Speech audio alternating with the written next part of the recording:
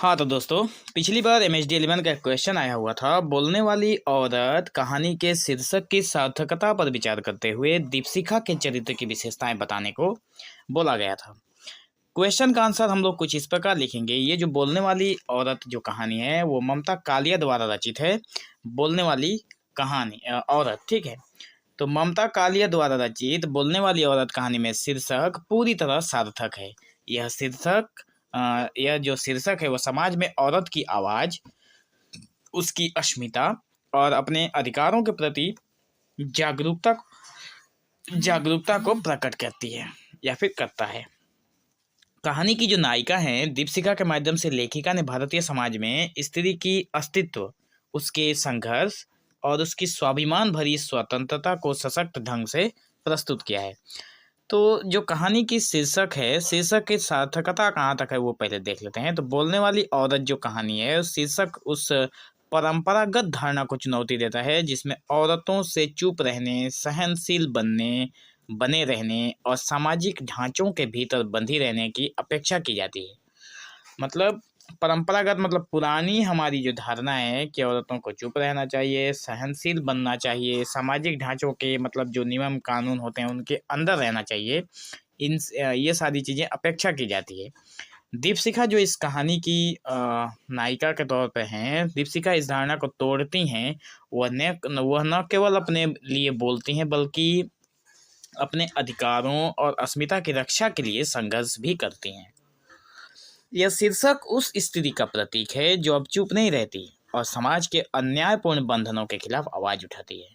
तो आज की या फिर उस समय की स्त्री जो बोल रही है, इसलिए इस कहानी का नाम दे दिया बोलने वाली औरत। तो ये अपने अधिकारों के लिए बोल रही है, जहाँ पे इसके साथ अन्याय हो रहा है उन चीज़ों के खिलाफ बोल रही है और ये जायज जायज भी है, बोलना भी चाहिए। तो बोलने वाली औरत हर उस महिला का प्रतिनिधित्व करती है जो पारंपरिक मान्यताओं को त्याग कर अपनी पहचान और अधिकारों के लिए खड़ी होती है। ठीक है। अब दीपशिखा का क्या चरित्र है? तो आत्मसम्मान की प्रतीक है, क्योंकि अगर बोलेगी तो वो अपने आत्मसम्मान के लिए बोले रही है। ठीक है।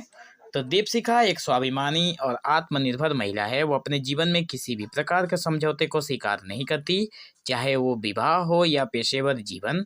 वह अपने आत्मसम्मान के साथ कोई समझौता नहीं करती। ठीक है।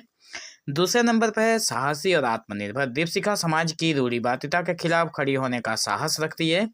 वो अपने दम पर अपनी पहचान बनाना चाहती है और दूसरों पर निर्भर नहीं रहना चाहती। परंपरागत सोच का विरोध करती है और कहती है कि दीपशिखा समाज की उन परंपरागत सोचों और अपेक्षाओं का विरोध करती है जो औरत को सिर्फ घरेलू भूमिका तक सीमित करना चाहती है। दीपशिखा चाहती है कि उसे सिर्फ घरेलू भूमिका तक सीमित न रखा जाए, उसे बाहर की दुनिया के लिए भी प्रेरित किया जाए। वो अपनी स्वतंत्रता के लिए लड़ती है और ये साबित करती है कि वो केवल घर तक सीमित नहीं है। मानसिक और भावनात्मक जो शक्ति है, दीपशिखा मानसिक और भावनात्मक रूप से बहुत मजबूत है। ठीक है। मेंटली बहुत स्ट्रांग है।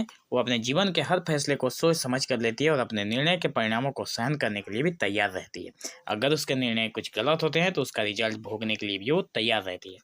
नई पीढ़ी की स्त्री का प्रतीक है। दीपशिखा उस नई पीढ़ी की स्त्री का प्रतिनिधित्व करती है जो न केवल अपने अधिकारों के प्रति जागरूक है बल्कि उन्हें हासिल करने के लिए संघर्ष करने से भी पीछे नहीं हटती।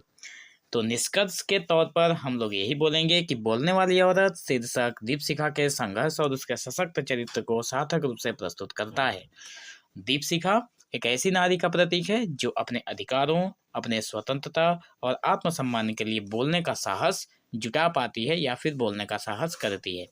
ममता कालिया ने इस कहानी के माध्यम से स्त्री के जागरूक और सशक्त रूप को उभारा है, जो आधुनिक समाज की बदलती सोच और स्त्री के बढ़ते सशक्तिकरण का प्रतीक है।